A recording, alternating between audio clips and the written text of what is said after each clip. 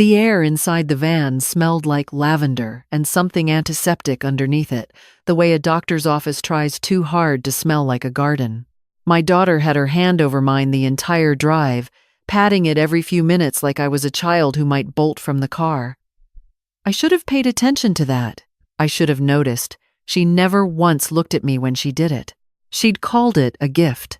A 2-week wellness retreat in the hills outside Asheville. Something to help me decompress after the stress of your husband's estate. Mom, you've been carrying so much. My husband, Gerald, had passed 8 months before. 51 years of marriage, and then a Tuesday morning in February when he was just gone. My daughter had cried at the funeral. I hadn't forgotten that. I held on to it the whole drive, like a reason to trust her. The facility looked beautiful from the outside. Stone facade, tall oaks, a garden path lined with marigolds. A woman in a soft gray cardigan met us at the entrance, clipboard in hand, voice like warm milk. "Welcome, Mrs. Calloway. We've been expecting you." I turned to my daughter. "You made a reservation?" "Of course," she said, smiling too wide. She hugged me at the door. It was the kind of hug that lasts 3 seconds longer than it should. The kind that feels like a goodbye. I didn't know that's exactly what it was. Inside, a staff member named Renee walked me to a room on the 2nd floor. It was comfortable enough. A window seat, a reading lamp, a closet with wooden hangers. She showed me the dining hall schedule, the activity board, the common room with the large screen television. I noticed the doors required a key card to open. I noticed the handles were on the inside, but required a code. I thought, odd design for a wellness retreat. That night, I tried to call my daughter on the cell phone I'd brought. Straight to voicemail. I left a message. Tried again in the morning. Nothing. I asked Renee to use the landline at the front desk. She smiled and said she'd check on the outgoing line. By day 3, I had started to understand where I was. This was not a retreat. It was a memory care facility, and someone had checked me in as a new resident. I went to the front desk directly and asked to speak with the administrator. His name was Mr. Purvis. A careful man with reading glasses, he kept pushing up his nose. He pulled up the intake form on his computer and turned the screen toward me. There was my name, my date of birth, my daughter listed as emergency contact and legal guardian, and below that, a signed form indicating voluntary admission and transfer of care oversight to the family. My signature was on it. Except I had never signed anything. I held the edge of his desk to keep my hands from shaking. "I want to leave," I said. "I'm here voluntarily, which means I can leave." He looked uncomfortable. "Mrs. Calloway, your daughter is listed as your care coordinator. I'll need to reach her before—" "You will not reach her for me," I said. "You will call me a cab." He hesitated long enough that I understood he wouldn't. Not without my daughter's approval. That was when I knew this wasn't a misunderstanding. This was a plan. I was not confused. I was not fragile. I was 69 years old, and I had managed every dollar of our household for decades, while Gerald ran his hardware store and I kept the books, raised 2 kids, served on the school board, and organized the church's annual fundraiser for 31 years. I had not forgotten anything except, apparently, that my own daughter was capable of this. I went back to my room, sat on the edge of the bed, and stayed very still for a long time. I wasn't panicking. I was calculating. What I had: a cell phone with low battery, $32 in my cardigan pocket, a habit Gerald always teased me about because I never went anywhere without emergency cash, and a mind they had underestimated entirely. What I didn't have: my reading glasses, which I'd left in my daughter's car, my insurance cards, my identification, which I realized with a cold drop in my stomach was still in my purse, and my purse had been carried in by my daughter and had not been returned to me. I'd been given a small tote with toiletries, a change of clothes, and a paperback novel I hadn't chosen. They'd thought of everything. Except the $32 and the fact that I remembered the name of every contact I'd ever needed in 69 years, because I had always been the one who remembered. I charged my phone from the outlet by the window. When I had enough battery, I didn't call my daughter. Ruth was 74 and had survived a stroke, a bad marriage, and a kitchen fire in 1987. She was not the kind of woman who panicked. "Carol?" She picked up on the second ring. "Honey, where are you?" I explained as clearly and quickly as I could. When I finished, she was quiet for one beat. "I'm going to your house right now," she said. "I'll call you from your landline so you have the number. Don't hang up with me until then." I heard her moving through her own house, heard her screen door bang, and then the line went quiet as she walked across our yards. My yards. The house I had lived in for 27 years. When she called back from my landline, her voice had changed. "Carol," she said slowly. "There's a sign in the front yard." "What kind of sign?" "A real estate sign," she said, with a lockbox on the door. The room went very quiet. Not the room I was in, but something inside me.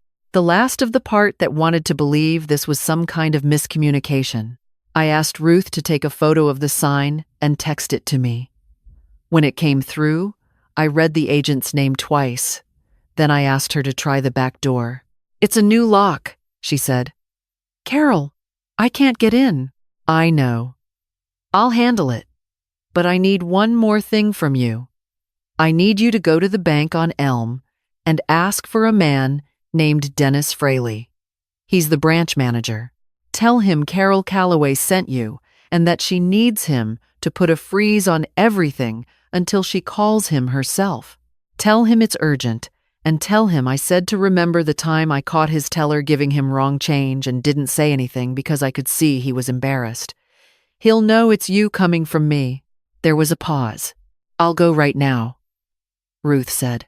I put the phone down on the window seat and looked out at the marigolds. They were well tended, somebody's job to water them every morning. I thought about my own garden, the knockout roses along the fence, the herb bed I'd rebuilt after the deer got to it 2 summers ago. I thought about the kitchen windowsill where I kept Gerald's coffee mug because I wasn't ready to put it away. They were trying to sell all of it, with me locked in a room that smelled like lavender and something underneath that I still didn't want to name. That was the last time I cried. Right there, on the window seat, alone, with a paperback novel on the nightstand that I hadn't chosen. And then I stopped, because grief was not going to get me home. Action would. The next morning, I walked to the common room before breakfast and sat next to a woman named Virginia who I'd seen reading the newspaper every day since I arrived. I asked her how long she'd been there. 11 months, she said without looking up. I asked if she had a family member who visited. My son comes Sundays, she said. He's a good boy. I asked if she'd ever seen a resident leave on their own. She looked at me over the paper. They say you can. But they make it very inconvenient. How inconvenient? She folded the paper. Someone from the family has to approve the discharge paperwork. They say it's policy. Protects the residents. I said to my son. Protects the billing, more like. I thanked her. She went back to her paper. That afternoon, I asked Renee very calmly to explain the discharge process. She handed me a laminated sheet. There it was. Voluntary residents may request discharge. Notification must be sent to the listed care coordinator. A 72-hour review period follows. I stared at that line. 72 hours. That was 3 more days of my house sitting on the market with a lockbox on the door. I asked to use the phone at the front desk to call an attorney. Renee said the phone at the front desk was for staff use. I went back to my room and called from my cell. The number I dialed was not a number I had looked up. It was a number I had memorized 11 years ago when my sister-in-law went through a property dispute, and the attorney who helped her was a woman named Joan Mercer, who had an office downtown, and who Gerald had always called the sharpest woman in any room she entered. Joan answered herself. When I told her who I was, she remembered me immediately. Carol from Gerald's store, she said. He used to send me a Christmas card every year. I was sorry to hear he passed. I told her what had happened. I didn't rush and I didn't editorialize, just the facts. In order, with dates where I had them. She didn't interrupt. When I finished, she exhaled once. Are you safe where you are? Physically, yes. Legally, no. I'll file an emergency motion today, she said. Unlawful confinement under fraudulent pretense, and will contest the power of attorney. Do you have any documentation with you at all? Just my phone. That's enough to start. I'll also contact Adult Protective Services. This qualifies as elder financial abuse, Carol, and I want that on the record before your daughter can claim she was acting in your best interest. She did claim it, I said. She still would. They always do. Joan moved fast. By the following morning, a motion had been filed. By afternoon, the facility received a legal notice requiring them to allow me access to a phone and to halt any administrative action on my behalf without my direct consent. Mr. Purvis came to my room personally to tell me. He looked like a man who very much wished he had asked more questions before accepting my admission paperwork. The same afternoon, my daughter called. I let it ring 3 times before I answered. Mom. Her voice was stretched thin. I heard you called an attorney. You heard correctly. You didn't need to do that. You didn't understand what we were trying to do. Explain it to me then. The pause that followed told me more than anything she could have said. There was shuffling, a door closing, the sound of her moving away from wherever my son-in-law was sitting. The house was too much for you, she said finally. You were alone in that big place. You weren't sleeping. You'd left the stove on twice. Once, I said. Once. And I caught it myself. We were worried. You listed my house for sale without telling me, I said. You signed my name to an intake form I never saw. You took my purse. We were going to explain everything when you were settled. My daughter, I said, and I used her name like a period at the end of a sentence. You did not do this because you were worried about me. You did this because the house is worth $420,000 and you and your husband have been underwater on your second mortgage for 2 years. Silence. I know about the second mortgage, I said. Gerald knew too. We chose not to say anything because we believed you'd work it out. Another silence. Longer this time. I want my house back, I said. I want my accounts unfrozen correctly and under my own authorization. And I want my purse returned to me by tomorrow morning, or I'll add theft to what Joan Mercer is already filing. She was crying by then. I could hear it, that particular quality of her crying that I had known since she was 4 years old, the kind that was half real and half performance. I had learned the difference when she was still in elementary school. We can talk about this, she said. We will, I said. In Joan's office, with everything on the table, I hung up. Ruth came the next day.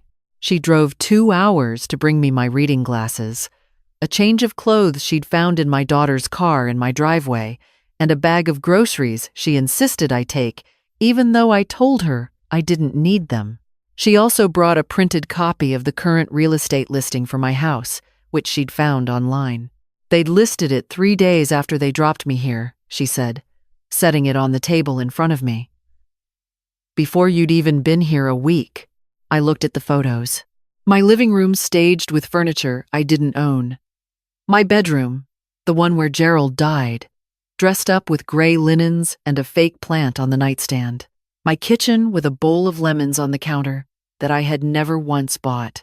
It looked like a house that no one had ever lived in. That was the point.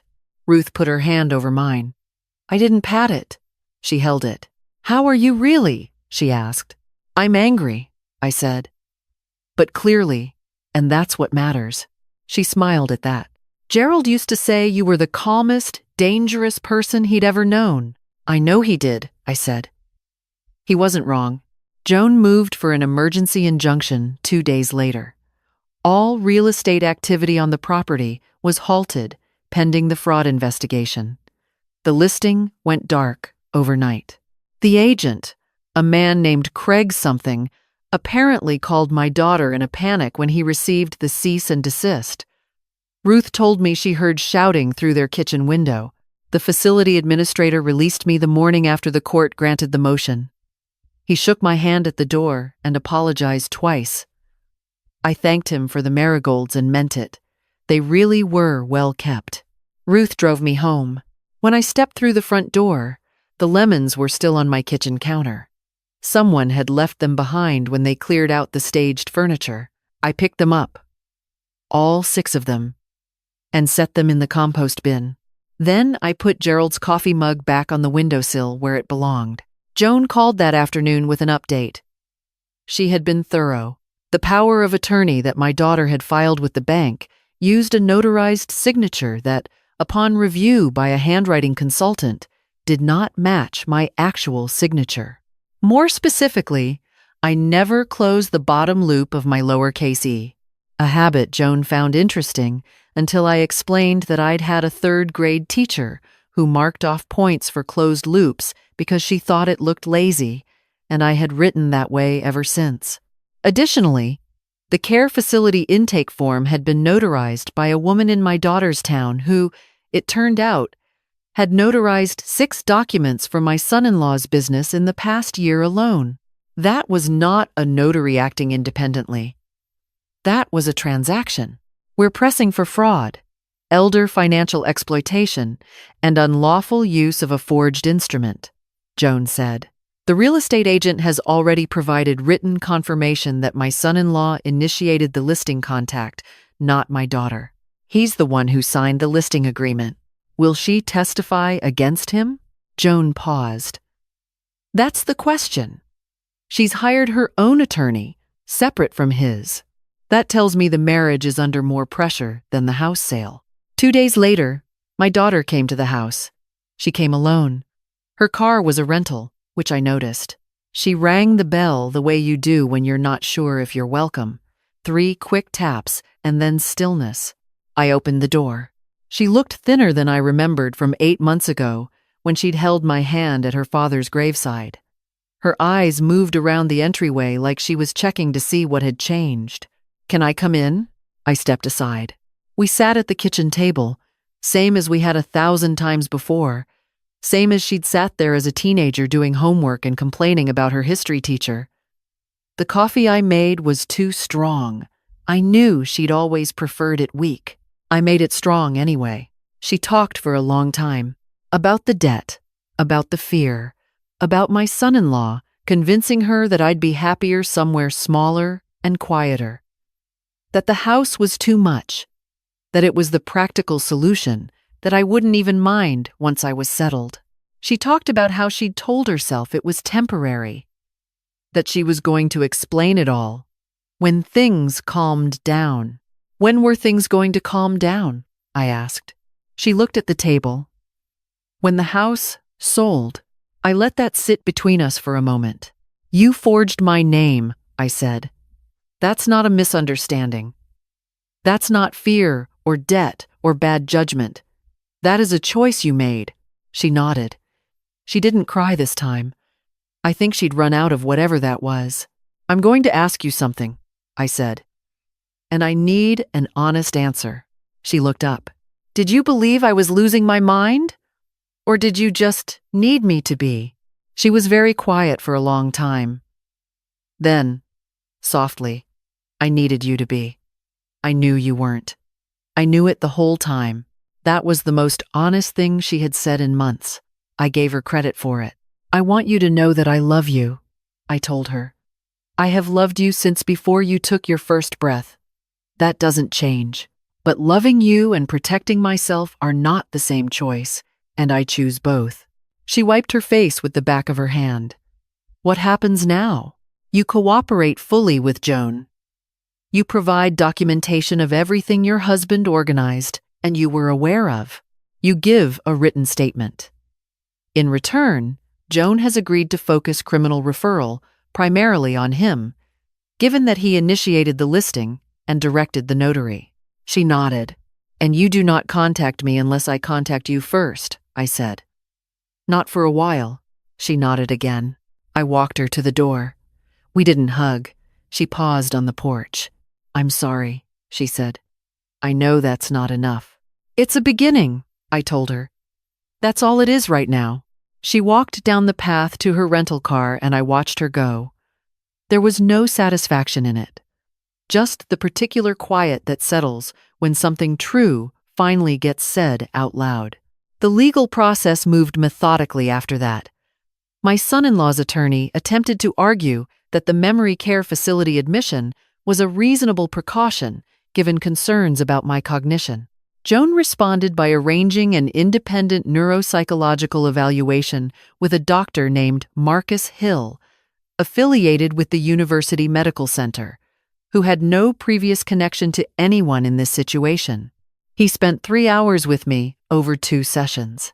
I answered his questions precisely. I recalled dates, medication dosages, the names of my childhood neighbors, the plot of a novel I'd read 6 months before, the terms of Gerald's business insurance policy, and the square footage of every home I'd ever lived in. Dr. Hill's written report was 18 pages. The summary was 3 sentences. Mrs. Calloway presents with intact memory, strong executive function, and above-average orientation to time, place, and circumstance. There is no clinical evidence of cognitive impairment. The characterization of her as requiring memory care supervision is not medically supported. Joan submitted it the morning of the hearing. The courtroom was small and efficient. A judge named Patricia Odom, late 50s. Silver hair cut close. The kind of no-nonsense that doesn't need to announce itself. My son-in-law sat with his attorney on one side, jaw tight, hands folded too carefully. My daughter sat on the other side of the room with her own attorney. She didn't look at him. She looked at the floor, and then once, briefly, at me. Joan presented the case in order: the intake, form signature, the power of attorney, the listing agreement, my daughter's written statement, and Dr. Hill's report. She was concise. She didn't perform outrage. She just laid it out the way you'd lay out evidence, which is exactly what it was. The other attorney suggested I had consented verbally. Joan asked him to produce any documentation of that verbal consent. He could not. He suggested I had shown signs of confusion in the months following my husband's death. Joan asked him to produce any medical record supporting that. He could not. He suggested the family had acted in my best interest. Joan read aloud from my son-in-law's own text messages to the real estate agent, which my daughter had preserved and provided. He had written, in those texts, "Once it's sold, we split it with her and she never has to know the house is gone because she'll be in the facility." The courtroom was quiet. Judge Odom looked at the texts. Then she looked at my son-in-law. Then she set the paper down. She ruled in under an hour. All property rights restored to me. The listing agreement voided. The power of attorney nullified. The forged instrument referred to the district attorney. A restraining order preventing either my son-in-law or anyone acting on his behalf from accessing my financial accounts, my property, or my legal documents. Additionally, she said, this court recommends a formal elder abuse investigation be opened. Mrs. Calloway, she added, turning to look at me directly, I want to note for the record that you documented this situation with clarity and care that many people half your age would not have managed. You are a model for what it looks like to advocate for yourself. The record shows that. I thanked her. I meant it. Outside on the courthouse steps, Ruth was waiting. She'd come without my asking. Just showed up and stood in the sun reading a paperback. She looked up when she heard the doors open and read my face before I said a word. She put the book in her bag. Let's go home, she said. I painted the living room the following weekend, not because anything was wrong with the walls, but because the staged photos had made the room feel like it belonged to someone else. And I wanted it to feel like mine again. I chose a warm amber that I'd been considering for 2 years but kept putting off because Gerald preferred the original cream. Gerald was gone, and the room was mine. and amber turned out to be exactly right. Ruth came over while I was rolling the second coat and sat at the kitchen table with her crossword, calling out clues occasionally while I worked. Neither of us needed to talk about what had happened. It was already behind us in the way that only the things you actually survive can be. My son called that week. He lived across the country, had kept his distance from the whole situation with the particular passivity of someone who knew something was wrong but had not asked questions. When he called, he said he was sorry for not calling sooner. I told him I appreciated that, and I meant it. And then I told him about everything because he deserved to know the truth of his sister's choices, not the version she might construct for him later. He asked if I needed anything. I told him I had everything I needed. I told him what I actually needed was for him to come visit sometime because the amber walls looked good and Gerald's roses were going to bloom soon and someone should see them. He booked a flight that same day. The criminal referral proceeded without my involvement. Joan handled it, kept me informed, but made clear that my participation was not required.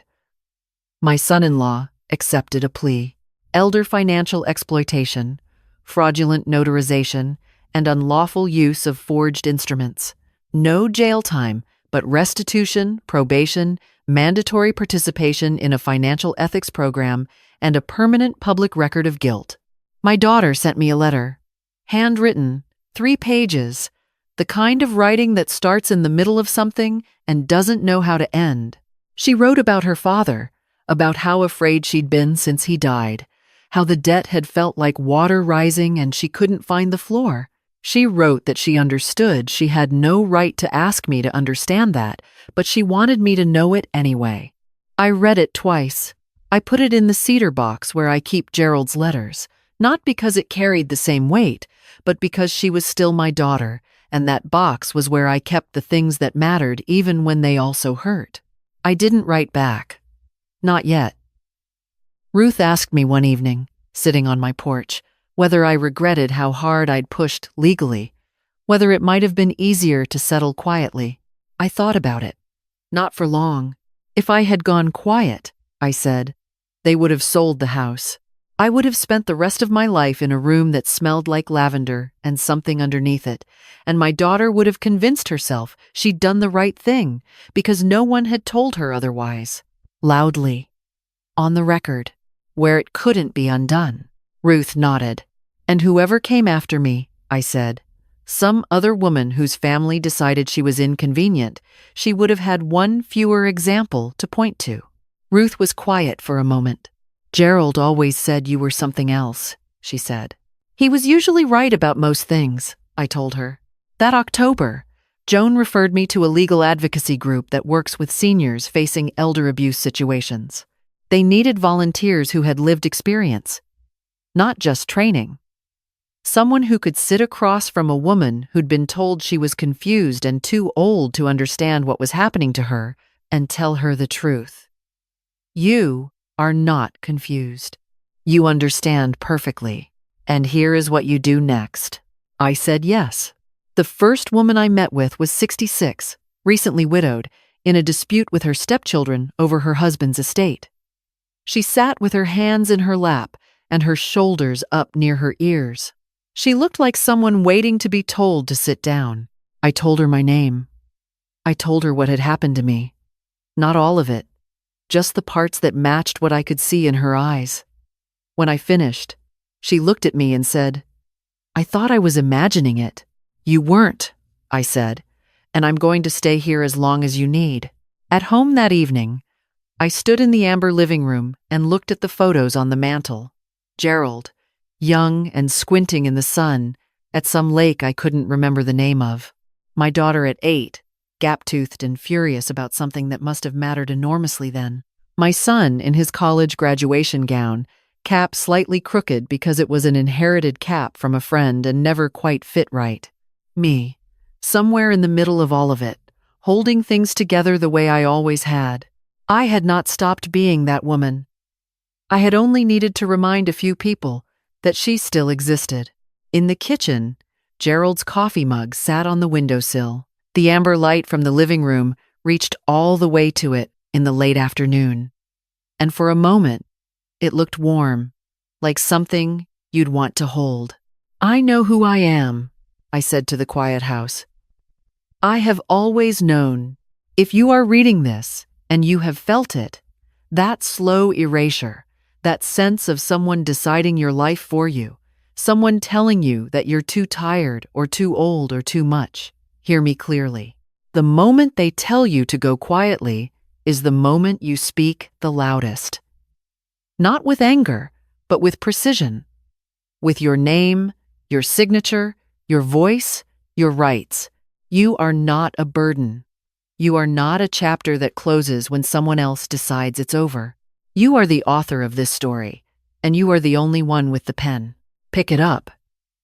Use it. I did, and I am still writing.